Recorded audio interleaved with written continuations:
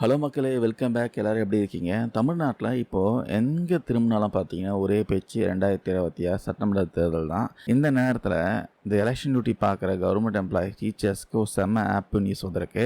ஆமாங்க, தேர்தல் பணியில ஈடுபடுற அலுவலர்களுக்கான ஊதியத்த, அதாவது சம்பளத்த இந்திய தேர்தல் ஆணையம் அதிரடியா உயர்த்தியிருக்காங்க. யார் யாருக்கு எவ்வளோ சம்பளம் ஏறியிருக்கு, அதேபோக தேர்தல்ல பிடிக்கப்பட்ட கோடிக்கணக்கான பணம் பத்தின சில ஷாக்கிங்கான அப்டேட்ஸும் வந்திருக்கு. இது விஷயமா தலைமை தேர்தல் அதிகாரி அர்ச்சனா பட்நாயக் என்ன அதிகாரப்பூர்வமா அறிக்கையை வெளியிட்டிருக்காங்க பார்க்கலாம். நம்ம தமிழ்நாடு சட்டமன்ற பொது தேர்தல் 2026க்கான வேலைகள் பார்த்தீங்கன்னா இப்போ ரொம்ப தீவிரமாக நடந்துட்டு இருக்கு. இதில் ஒரு பகுதியாக எலெக்ஷன் அன்னைக்கு பூத்தில் டியூட்டி பார்க்குற டீச்சர்ஸ்க்கு, கவர்மெண்ட் எம்ப்ளாயீஸ்க்கு, அதிகாரிகளுக்கு ட்ரைனிங், அதாவது பயிற்சி வகுப்புகள்லாம் மாநிலம் முழுக்க நடந்துட்டு வருது. கடந்த மார்ச் 28, 29 தேதிகளை பார்த்தீங்கன்னா தமிழ்நாட்டில் இருக்கிற மொத்தம் 234 சட்டமன்ற தொகுதியிலையும் முதற்கட்ட பயிற்சி நடந்து முடிஞ்சிருக்கு.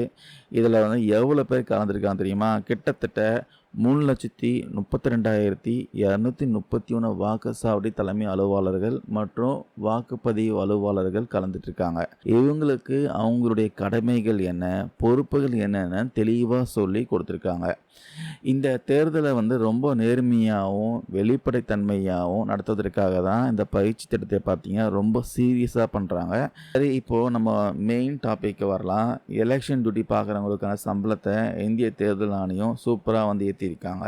மார்ச் 30ஆம் தேதி வெளியான அதிகாரப்பூர்வ அறிக்கையின்படி பார்த்தீங்கன்னா யார் யாருக்கு எவ்வளோ சம்பளம் வரிசையாக சொல்கிறேன் பாருங்கள், நோட் பண்ணிக்கோங்க.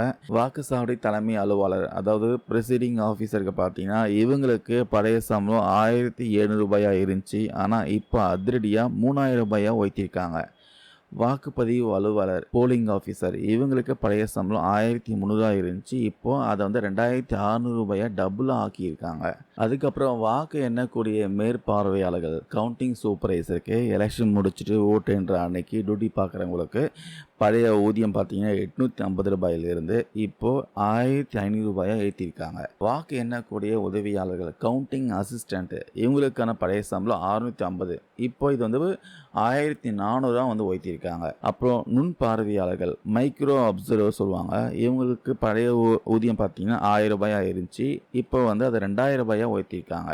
அப்போ டபுளாக இன்க்ரீஸ் பண்ணியிருக்காங்க எல்லாத்தையும். இந்த சம்பள உயர்வு ஒரு பக்கம் இருக்க, இன்னொரு பக்கம் பார்த்தீங்கன்னா பறக்கும் படை, அதாவது கண்காணிப்பு குழுக்கள், சர்வேலன்ஸ் டீம் 24/7 செம்மி பிஸியாக செக் பண்ணிட்டு இருக்காங்க. இதில் எவ்வளோ பணம், பொருட்கள் பிடிச்சிருக்காங்க லிஸ்ட்லையும் பார்த்தீங்கன்னா அரசு ரிலீஸ் பண்ணியிருக்காங்க. இது மார்ச் 30ஆம் தேதி நிலவரப்படி பார்த்தீங்கன்னா ரொக்க பணம், கேஷ் அதாவது கணக்கில் வராத பணம் மட்டும் பார்த்தீங்கன்னா கிட்டத்தட்ட 61,98 லட்சம் ரூபாய் பிடிச்சிருக்காங்க. மதுபானம், லிக்வர் பார்த்தீங்கன்னா சுமார் 1,17 கோடி ரூபாய் மதிப்புள்ள மதுபானங்கள்லாம் பறிமுதல் செஞ்சுருக்காங்க.